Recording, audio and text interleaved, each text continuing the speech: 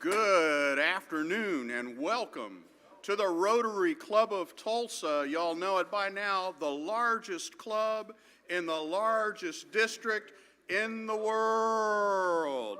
I'm so glad you all are here today, and you're going to be glad that you came.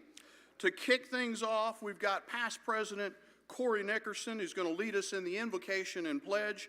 Alan Whalen will introduce our guests, and then we're going to have a special presentation from past President Karen Keith and Brian Jackson.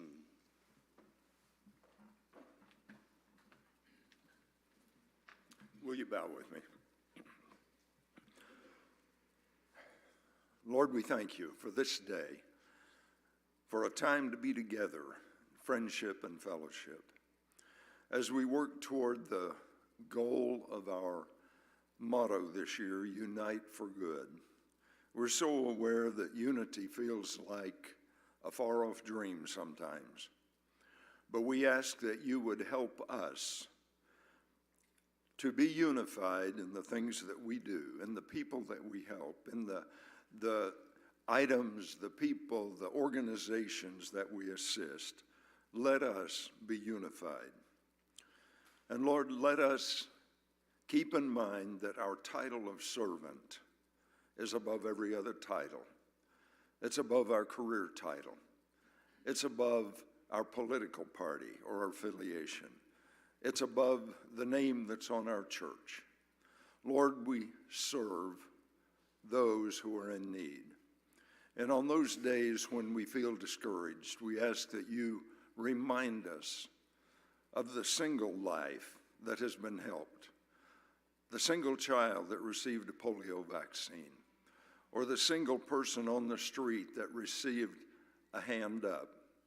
We thank you for the opportunity to be of service in this community. In your name we pray. Amen. Will you join me? I pledge allegiance to the flag of the United States of America and to the republic for which it stands, one nation under God, indivisible, with liberty and justice for all.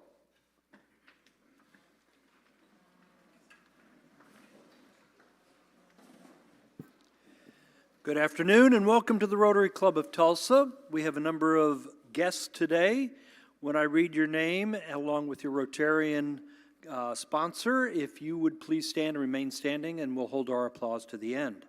Brian Jackson has Don Dendas. And Del Dreyer has former member Luann Buehlinger.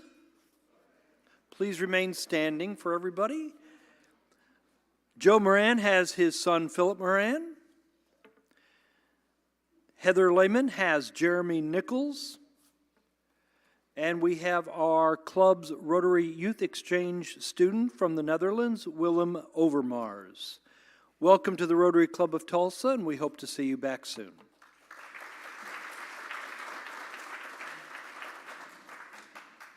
Karen and Brian, if you would do your presentation.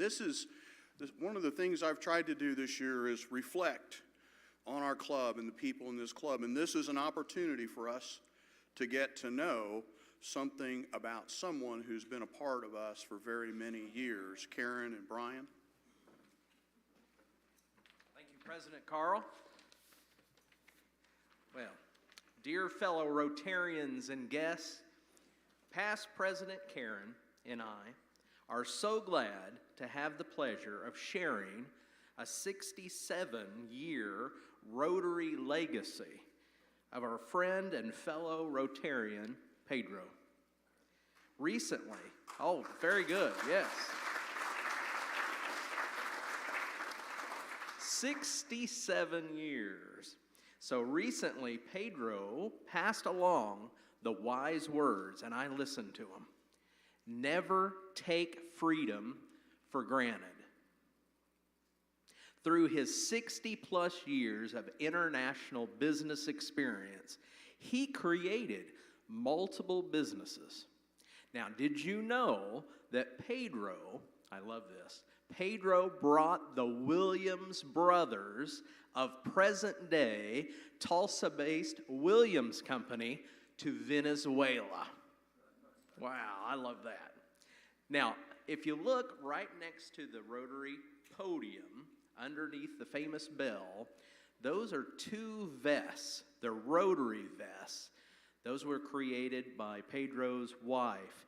They represent and have on them 321 pins that came about during Pedro's 67 years in Rotary since 1958, while visiting 51 countries in 5 continents, helping the Rotary clubs in designing and implementing 250 Rotary Foundation district and international grants for their low-income communities, and finding 56% of the financing from Pedro's clients. The large international petroleum and gas companies, and the remaining 44%, those were from large givers to the Rotary Foundation, wherever they were around the world. This is something Pedro and our Rotary Foundation committee is trying to duplicate this year to celebrate our Rotary Club's 110th anniversary. Karen? So Pedro exchanged these pins and hundreds of banners, attending 15 Rotary International conventions, plus Pedro represented 2 Rotary International presidents from 2001 and 2002 at the district conferences, and was asked by 3 Rotary International presidents to give talks to the nonprofits of Europe and to past district governors and to leaders of Nigeria and Rotary leaders of Latin America and Brazil. Pedro speaks 5 languages. Pedro was also asked by the chair of the board of the Rotary Foundation trustees in Chicago to visit districts around the world doing operational and financial audits for the largest of the Rotary Foundation grants, the 3 highest above $300,000. Also, Pedro was asked by Chicago to train the first promotion of assistant governors for the 4,900 plus Rotary clubs of Latin America in 1996. Pedro received a tremendous help from his wife Estella in his Rotary work, traveling with Pedro. She was also a Rotarian and became a major donor, and she kept all of Pedro's statistics. Pedro's donating these 2 vests to our club, and a little bit later, Sarge is going to be asking for some donations in his honor, and I'll be throwing in $100. I'm so proud of Pedro for what he's done, and you know, he's been in our club all these years, but did I know half of this? I didn't even know the tip of the iceberg. So anyway, if we could give Pedro a big round of applause and congratulations.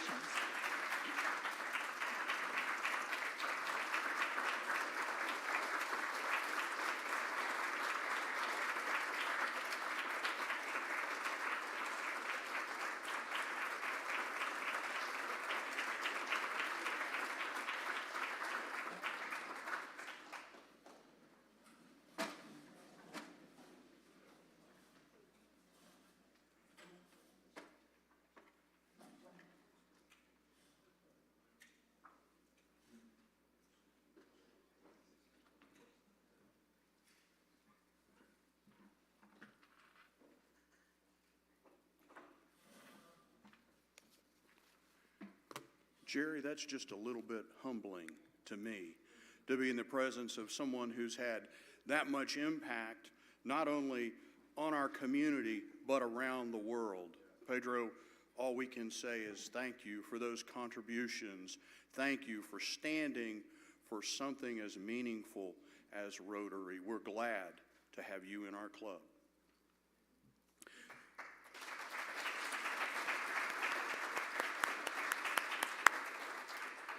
We have 2 side mic announcements today. The first comes from our own lovely and talented Brenda Melancon, and then one from Ed Easy Money Monet. Thank you, President Carl. I am here to say we are volunteering for Day of Caring a week from Friday, September 12th, at Girl Scouts of Eastern Oklahoma.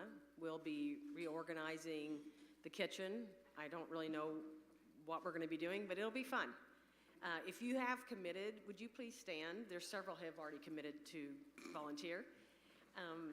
We'll start at 9 a.m. Hopefully we won't be there all day, but either way, we'll have a good time. Allison Anthony is a fellow Rotarian in our club, and she lives by the motto of Live United. And I just think for us to go and spend the day together, we'll be showing that we live united, just like her. If you want to sign up, it's in the Monday message, or you can talk to me. Thank you.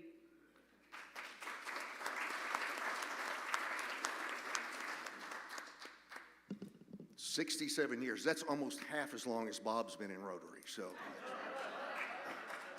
as you know, Tim and Barbara Nall generously donate 2 home game tickets to every OU and OSU football game. Coming up this Saturday is an epic OU football game. And unfortunately, it's going to be pretty brutal for OSU on Saturday, but it's in Oregon. But Saturday, big game. University of Michigan is coming to Norman. So is ESPN's College Game Day. So is a primetime telecast Saturday night. So is 85,000 of your closest friends. And we are going to auction off Tim's ticket, 2 tickets, great seats. They are so good that in the first half, Barry Switzer delivers your beer. In the second half, Bob Stoops brings it to you. So these are epic seats. Both teams ranked in the top 20. Very unfamiliar for you OSU people. Both teams have the top 10 winningest programs in the history of college football. This is only the second time that OU and Michigan have played. First time is 1975 Orange Bowl, where OSU intercepted Michigan 3 times, and Michigan only completed 2 passes. So we caught more than they did. So we're going to auction them off. I looked on the internet this morning. The cheapest ticket, single ticket's $400. These are 2 tickets together. We will start the bidding at $200 total for 2 tickets. Do I have anyone that wants to go $200 for a historic program? This will be your national television debut. These seats are so good, the cameras will be right on you. So, anybody, do I hear $200? All right, great, 200. Do I hear 250? 250, very good, 250. We have 250 with 300. 300, anybody want 300? You can sell them and make more than that. 250, I have 250, do I want $300? 300, it's a money-making deal, $300.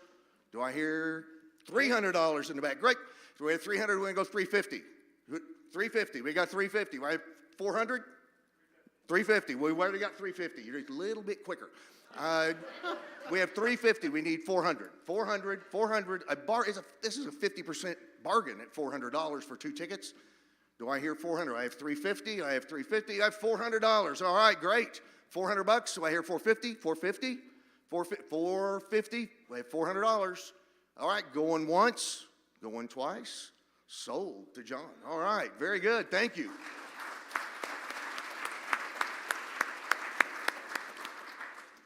Tina, do we have OSU tickets also that we need to auction? No. Oh, sorry, we don't have those tickets. I mentioned that we're playing in Oregon. Oh, okay. Well, you know, I'm sorry, Ed. I was distracted. By the fact that Lou Ann Bullinger is with us today, and we're so glad that you came, Lou Ann. We would love to have you come back and be a part of our club. Now, you're sitting next to Del Dreyer, which is one of the most exciting seats in the house. So hopefully that will convince you to come back. And then Jeremy, you visited our club how many times in a row now?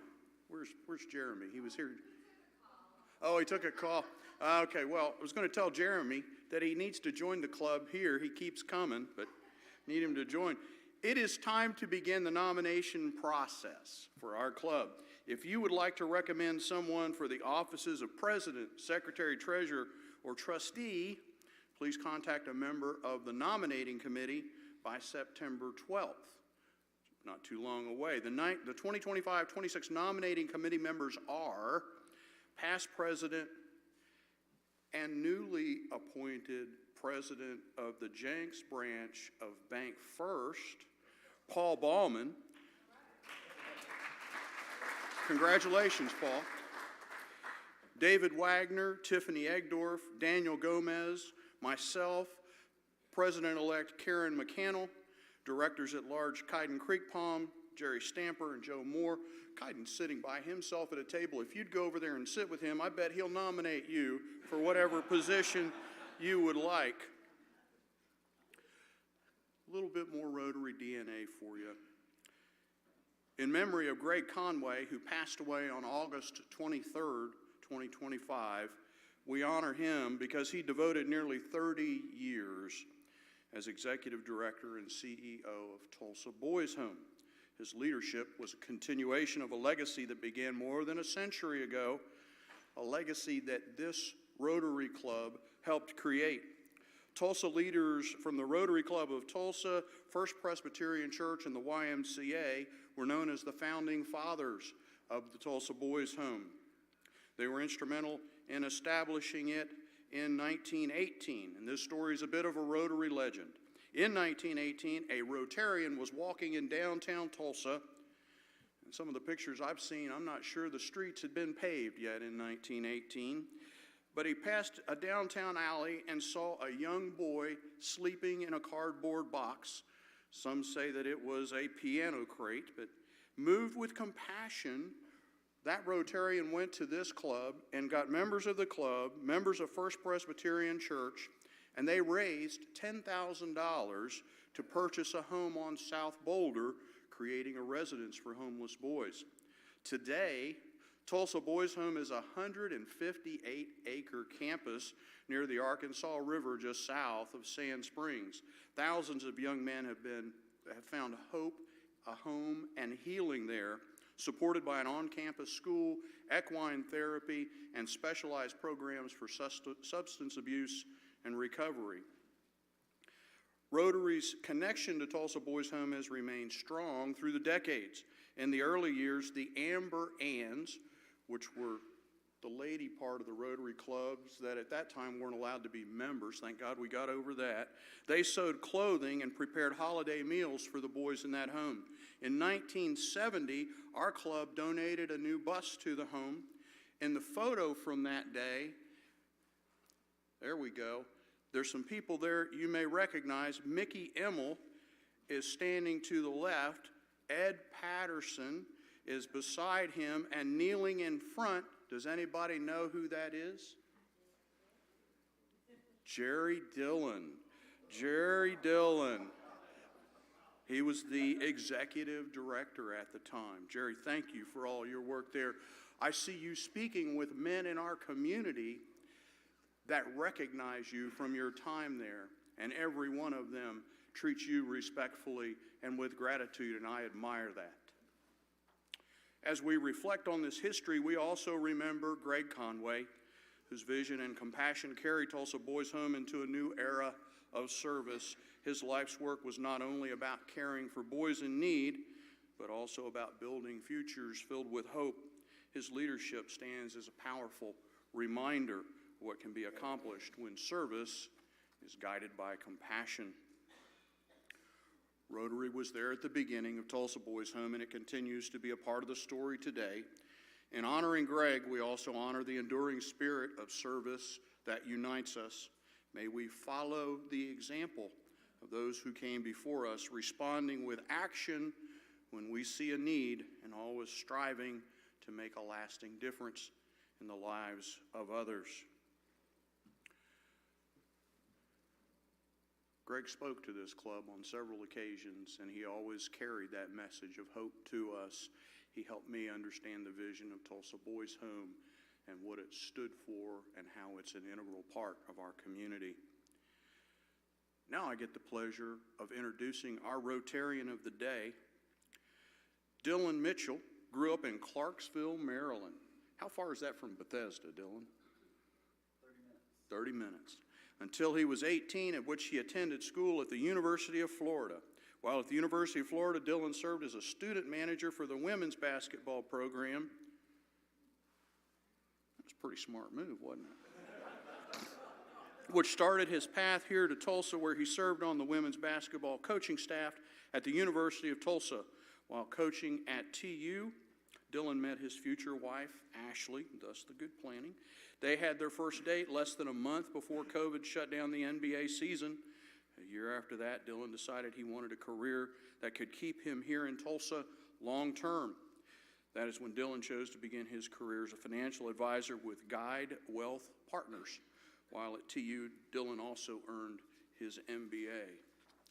Outside of work, Dylan enjoys taking part in CrossFit, playing volleyball, and will certainly enjoy watching the Gators beat LSU this weekend. Dylan and his wife Ashley live in Jenks with their dog M, who runs the household. They're also expecting their first child, congratulations, in February. Please join me in welcoming Dylan Mitchell.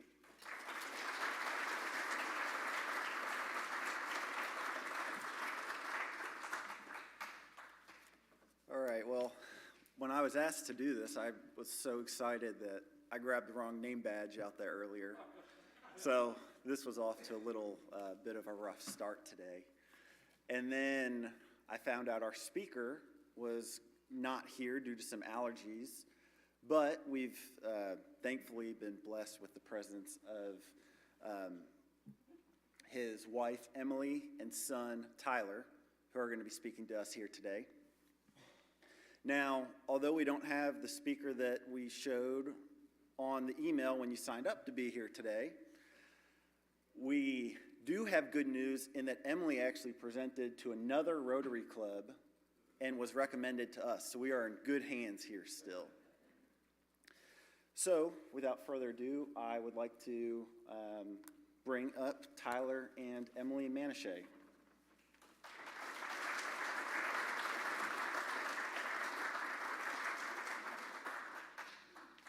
Hello, it's nice to be here today. Thank you for inviting us to the largest Rotary Club in Tulsa. So we are going to talk about what is AI. So how many of you know what AI is? A lot more than I figured. All right. Who all has used AI? So what kind of AI do you use? ChatGPT? And Copilot? Claude?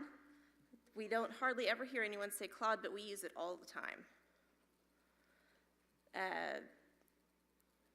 Who talks to Siri all the time? Alexa, Google Assistant. They are actually what's called narrow AI. They can do simple tasks, but they cannot have a true conversation with you or create anything. Who owns a Ford vehicle, like 2020 and newer? If you have Blue Cruise, that's AI as well. Smart home devices, like the Google Nest, Amazon Echo, Ring doorbell, smart appliances, they're all AI. Chatbots, you can also have AI automatically organize your photos. And then, of course, robo-taxis. Luckily, we don't have any here yet, because I don't think we're ready for it. But they are in 4 or 5 of the major cities around the US for Waymo and Tesla's robo-taxi. So Siri was actually released in 2010, so AI has been around for a minimum of 15 years. And we didn't really know it because it wasn't the conversational AI that we know today.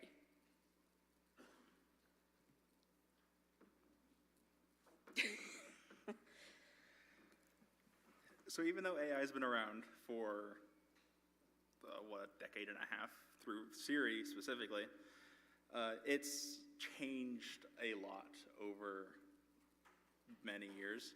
Just recently, when was ChatGPT first around? Like About 2022. Yeah. So right after COVID is whenever ChatGPT first came out, and that's whenever people got a first real taste of what AI was like. because that was the first AI that you could actually have a conversation with, and it would talk back to you.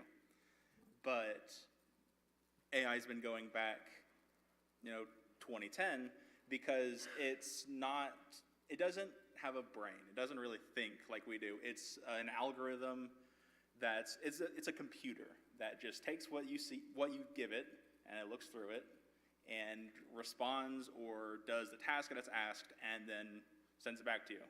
So realistically, what Siri was doing in 2010, whenever you asked her a simple question, is the exact same thing that ChatGPT or Claude or whatever does now. So the simple definition of AI is it's a computer system that can perform tasks that typically require human intelligence.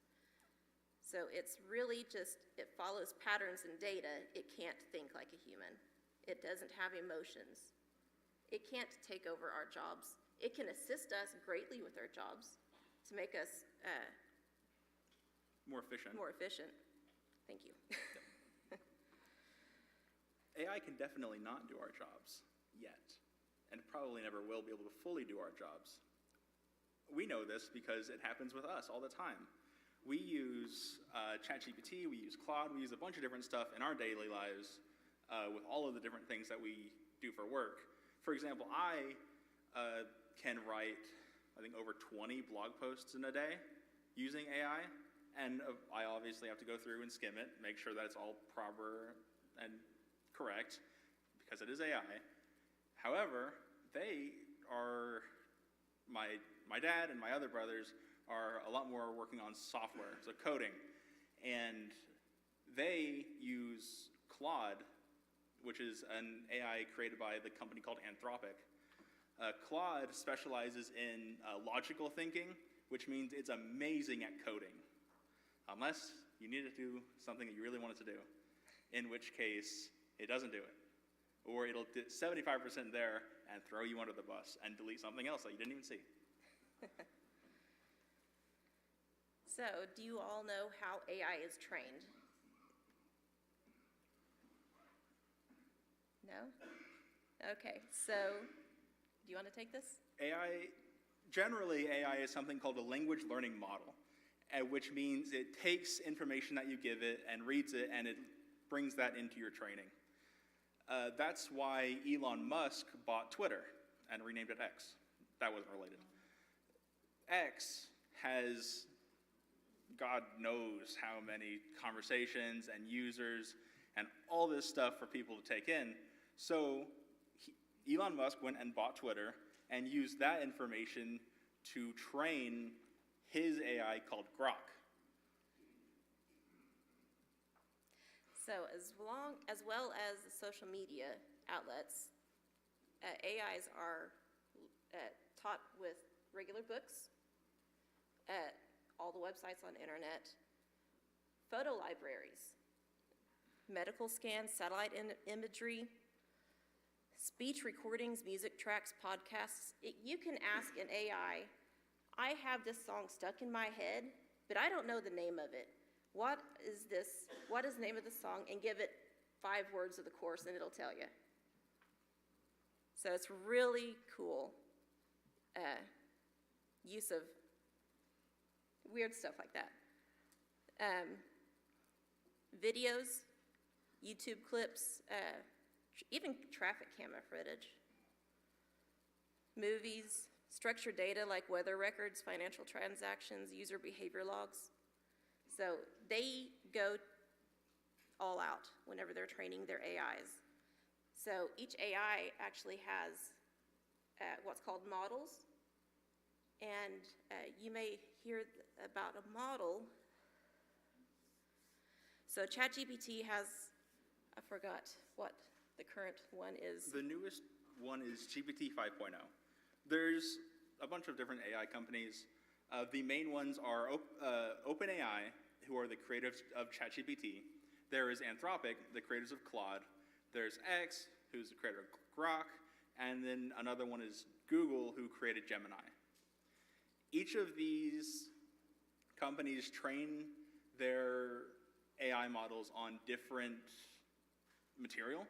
So X, for example, since I've already mentioned Grok, Grok is trained mostly on social media, which means whenever you're talking to it, you're going to get a lot of terms and knowledge that is floating around on social media, so you don't always want to ask it whenever you're looking for logical information, because it's from social media. It also makes it very creative. It's incredibly creative. So you can only imagine, you tell it to create an image of some sort, and it'll be completely different of what you wanted, but it's actually kind of the same of what you wanted. You just never want to use it. Claude, for example, is great at complex research and writing code. Now, there is also a double-edged sword with Claude, is that he will give you the code you want, but he'll remove what you wanted him to put in half the time. So, and he's cleaning up the code. We deal with that a lot.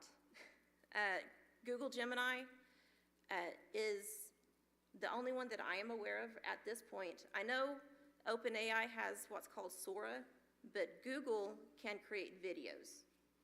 And they're actually pretty decent videos, and if you get your prompt right, then you can do really well with creating videos. It can also create high-quality images, and you can use them anywhere, marketing, whatever. And then there's OpenAI, which specializes in conversations.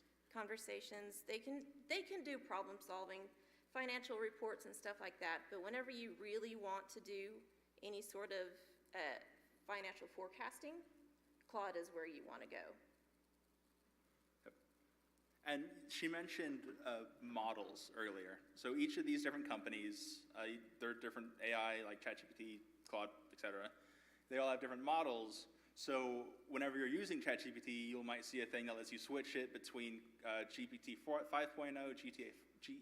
GTP 4.0, all those different things. The models are, it's like an engine in a car. You take out one engine, you put in another one, and it goes faster. So the models really help with different scenarios, or they have different uses. So ChatGPT, or GPT-4 is significantly better when it comes to reasoning if you're using just ChatGPT, but if you want to just have a conversation with it, then you could go all the way back to like an O1 or O1 Mini, which is just another model, but it's a lot better for conversation. So the future of AI. We already have self-driving cars, but they're just going to be increasingly better as time goes on. Robots like Tesla's Optimus, they will actually be released next year. So for like $50,000 or $60,000, you can have your own robot in your house folding laundry, doing dishes, mowing the lawn. And I'm sure a lot of manufacturing companies are probably going to try Optimus on their manufacturing lines to see how it works out. Personalized treatment plans in healthcare based on your DNA. Delivery drones, I know some places are kind of filling with that. And then surgical robots.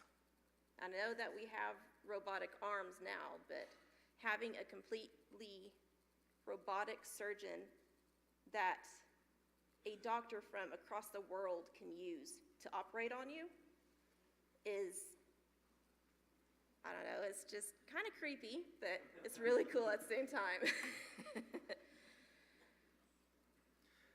Use cases, there are probably thousands of use cases. Just recently, I pulled a hamstring, and I had to ask Claude what is going on because I had never done that before. So it was giving me all these options. It's like, it could be this, it could be this. If you're having these symptoms, it could be a blood clot. If you're having these symptoms, it's just a pull. So that helped me not freak out and not go spend a bunch of money at the doctor that I don't have. All right, so that's one use case. So there are multiple use cases with AI. It can help tutor your son through math, reading, a new language.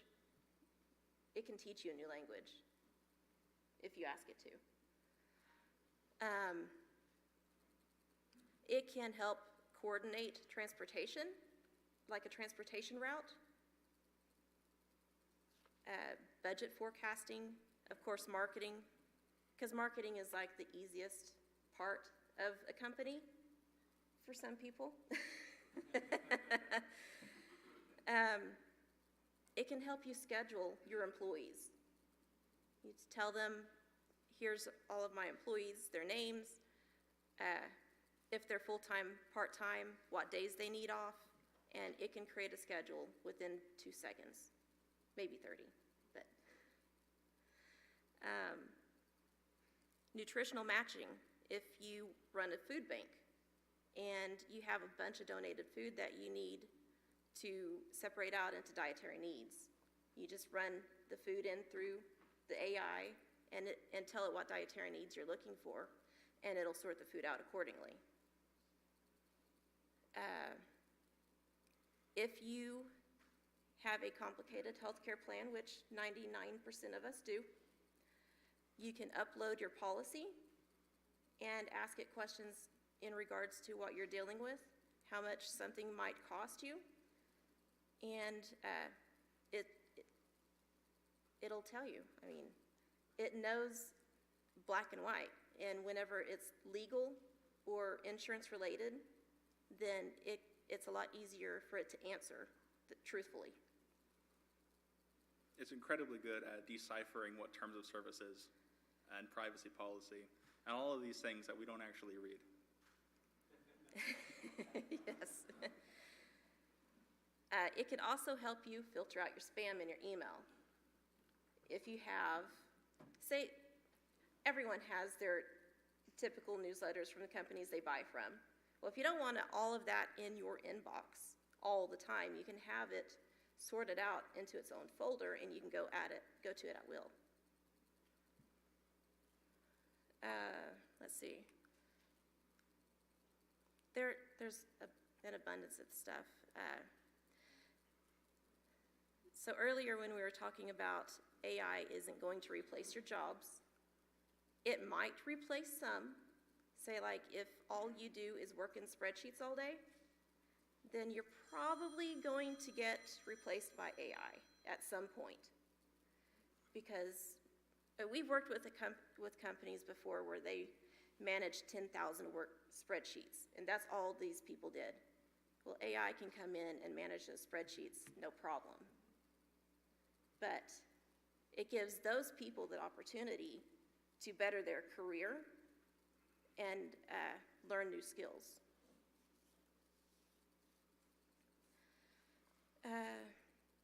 AI is also into truck driving. Have you heard of Tesla semis? So Pepsi has, and at FedEx now, they both have semis driving back and forth in California to their facilities, making sure that they can actually drive on their own. They do have people sitting in their seats, but the semis are self-driving. I think it will be a little while before they can be over the road, because I don't know how they charge their batteries and how long that takes. But that's just crazy. So a lot of people ask us about privacy concerns. While it's just like any other service that you have, you'll always have privacy concerns. It's only as secure as your prompts are. So, like, a lot of AI services, they can need access to sensitive data, like your health records, financial info, location data. Mostly the location data, but if you're trying to talk to it about something medically wrong with you, then you have to give it your medical records. But, so anything that you share with an AI system, they could possibly be stored indefinitely on their servers. That's why you see all of these big facilities being built. And they could also be used to train future models. Most AI services, if you are using a free plan, your information or your prompts is most likely going to be used for training. But if you use a paid plan, like $20, whatever, that makes it so I think there's a rule in most, if not all, AI services that they cannot use your information for training as long as you're on one of those plans. So you always want to read their privacy policies. ChatGPT, they used to have the policy of if you're on the free plan, we use your information no matter what. If you're on the paid plan, we'll make it secure and not use it. Well, that changed about a year ago. And they're now using your information on your paid plan in their training. But all of these other ones, Claude and Grok both, they're not using your personal conversations as training on their paid plans. So that's something that you really need to think about whenever you're chatting with any of these AI services. Always limit your information that you process, that you send them in the prompt. Nothing that's personally identifiable, no bank account numbers, no social security numbers. If you have anything that is proprietary to your business, don't put it in there. The only time that you can feel safe by doing that is if you have your own AI that is disconnected from the internet on your own local server. Then you can ask it anything. Because it's going to be trained on your business processes.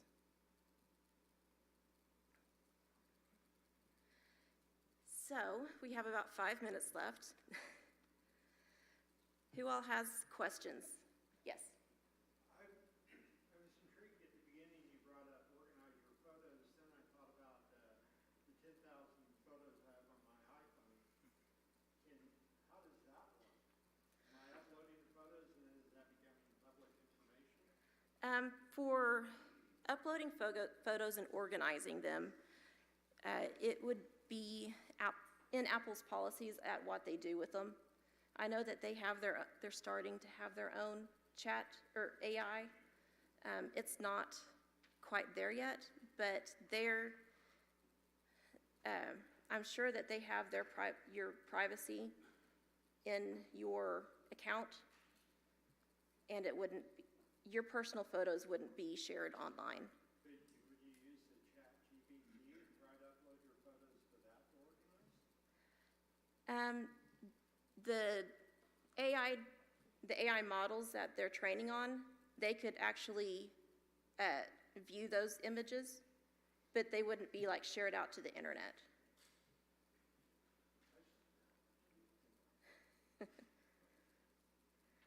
Yes?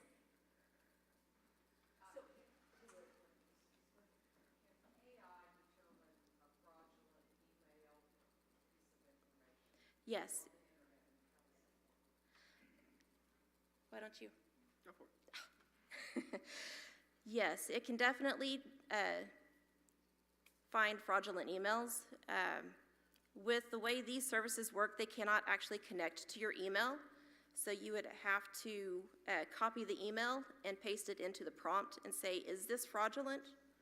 And it'll tell you very quickly whether or not it thinks it's fraudulent. Same thing goes for even Amazon listings. I was looking to buy a new Mac the other day, and I gave it 3 listings off of Amazon, and it told me 2 listings were a no-go, and it told me why those listings you should not buy from those listings. So, yes. So if we upgrade from just regular ChatGPT, what kind of cost, or is it monthly cost, is it annual cost, what does that look like? So each of the services have their own pricing tiers, but the first paid plan is usually around $20, $25. A month? Yes. Yes. Okay. Claude, it has plans that go up to $300, $400 a month. And then ChatGPT surprisingly has a plan that is like $2,000 a month. I'm like, I don't think so. Yes. What are you seeing, or have you implemented any agentic AI systems for your clients? Yes, so we have several What clients. an agentic AI is. I do not know the word agentic. But we do have pieces of software that we have built that our clients use that has AI integrated with it. One is inventory management. Another is their marketplace for like the football stadiums, concessions. AI helps them out every day with stock management, their financials. The inventory management software, it brings in orders from multiple different places and organizes them in a manner to where it makes the client's life a lot easier whenever they're ordering their items to sell. We also have an AI CRM that our clients use. They have their own assistant that they talk to all the time that can manage tasks, manage their contacts, manage their companies. Yes. You said earlier that AI can look at an email and see if it's fraud and state whether it's fraudulent. AI can also be programmed to falsely state Oh, yeah. something. Yes. Oh, yeah. AI can be used for both good and bad. Because, like, we use it to help small businesses. I create social media schedules, I create blog posts, we do all kinds of things. But there's also people out there who will use AI to create scam callers to call you every day or create scam emails. It just depends Yeah. on what AI you choose to use. The four that we've talked about today, they are more transparent than a lot of AIs out there. Google is less transparent because it likes to be politically correct, but all the others, they don't have a problem with transparency. And they're not biased at all. Yes. Yes.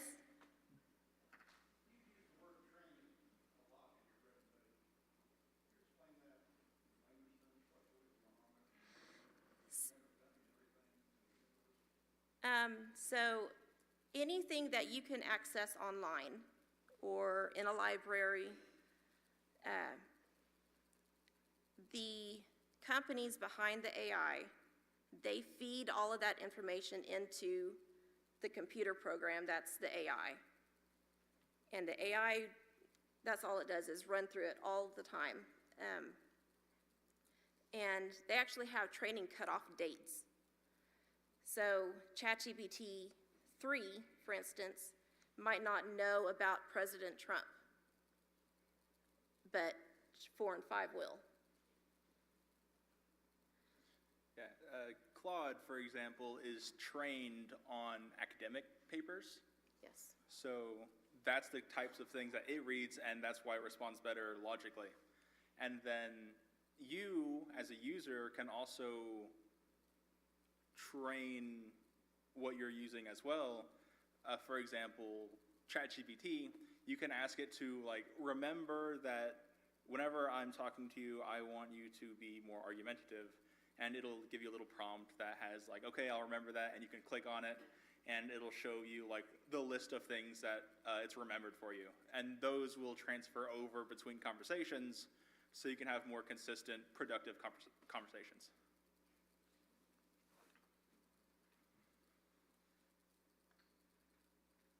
Any other questions? Yes?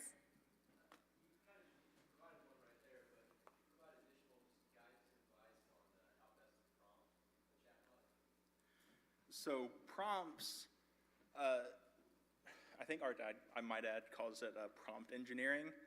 It is very much trial and error. So I'll use my example, for instance. I create blog posts for like 10 different clients every month. And way years ago, whenever I first started messing with AI to figure out if I could even do that, I would ask it, create a blog post, this is what I want to talk about, whatever. And it would give me it, but not good. So now, fast forward to what I'm doing basically this month, I'll give it the website, because most AI has access to the website, or the internet. I'll give it the URL of the website and say, read this to learn more about this company for this conversation. And the next message I'll send it is a copy and pasted prompt that I've refined over months. And it'll be like, give me a list of blog topics, and it'll be, give me like a list of 12 that are relevant to this time of year for this company's services, and it'll give me that. I'll filter out which ones I don't like, which ones I've used before, whatever, and then I'll give it another prompt that's like, okay, create a blog post that's like 1,500 words in length. Remember that they don't do these services, they want to promote these services more this month, and so it's a lot of trial and error. It's just, you try something, you don't get exactly what you want, you try something else, it gets a little bit closer, and eventually you'll get pretty consistent results every time. You know, it's kind of like the genie and their 3 wishes. The first wish, you're very vague, but you know what you want, but the genie does whatever it wants and says, well, this is what you asked for. It's very similar to that. Yes?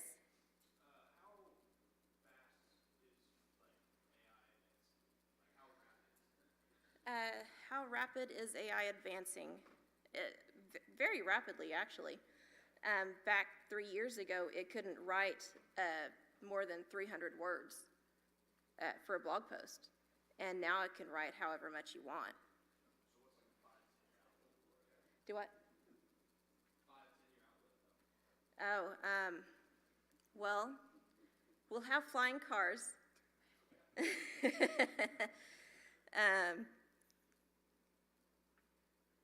I really see the robots being more normal 10 years from now in our households. Maybe not every household having them, but they'll probably be more affordable than $60,000. I think it's actually going to progress like cell phones did. You know, we started with the Nokia 5100, and now we have what we have. And it's really just a short amount of time that we got to the smartphones. Yes? Just some practical things I use it every single day. What kind of juniper do I plant? How deep do I plant? How large can I plant it? It will survive in Northeast Oklahoma. It will tell you. Recently had to deal with ice for an individual. It told me everything I need to know how to deal with it, where they would send him from Tulsa, and which ports they would then ship him out to. It had everything. I was astonished, and it was all accurate. So just some practical things. I mean, you can use it every day. It's crazy. I use it for recipes a lot. Yeah, me too. I have these ingredients, and what can I make? Yes. Or I'm missing an ingredient, what can I substitute? Yeah. All right, I think we're good.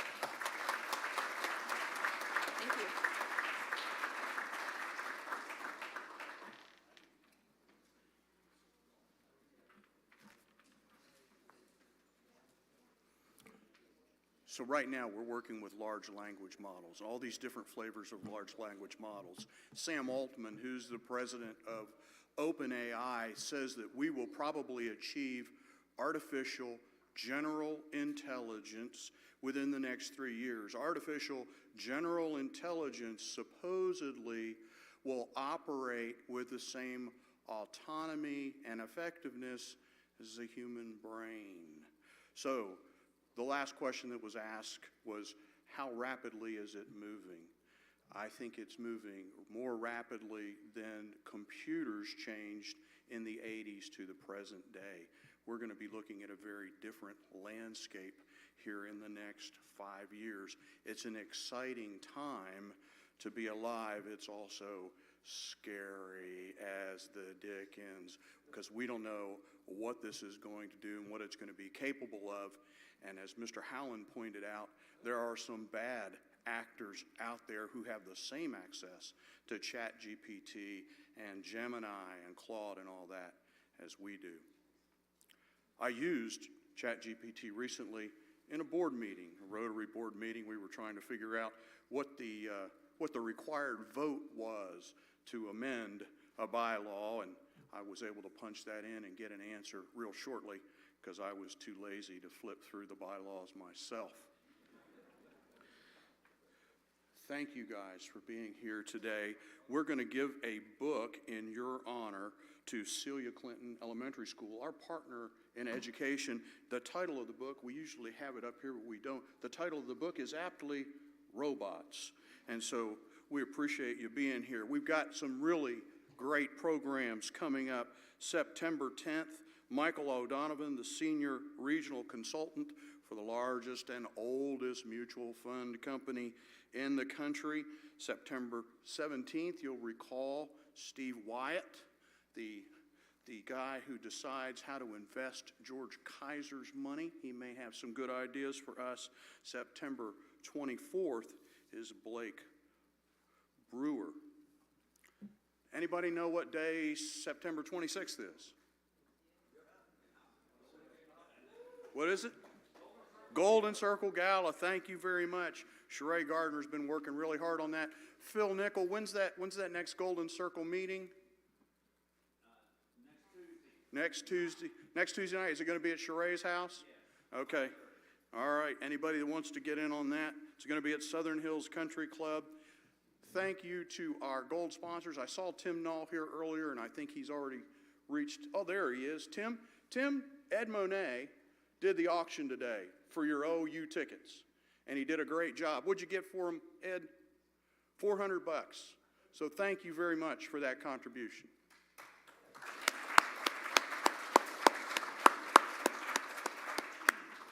Gold sponsors, We Be Trees, Tim Nall, Scissortail Custom Pools, Trey Walling, Coldwell Banker Select, Sheree Gardner, Farmers Insurance, Dave Bryant, Ellsworth Construction, Ryan Quattrochi, Health Zone at St. Francis, Graydon Yowie.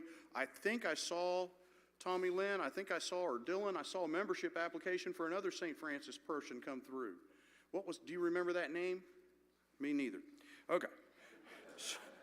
Silver sponsors this week, Associated Mortgage, Chuck Wilson, Bank First, Paul Ballman, president of the Jenks branch. Bill Miller, Clear Ridge LLC, Matt Bristow, Southern Millwork, Bill Vogel, Kevin Murray, CFO. Bronze sponsors, Argent Trust Oklahoma, Harvey Rowe, Kenny Brown, Spirit Bank, Rhonda Hayes, T.C. Blair. The Spring, Leslie Klingenpeel and Abigail Stibbs, and the Healthy Minds Policy Initiative. I think that's a good sponsor to have for this club. Chris Wiley and Zach Stoikoff. Thank you all for being here today and for your dedication to the ideals of service above self, fellowship, making a meaningful impact in our communities. Thank you again to our speakers and our Rotarian of the day. Go forth and prosper.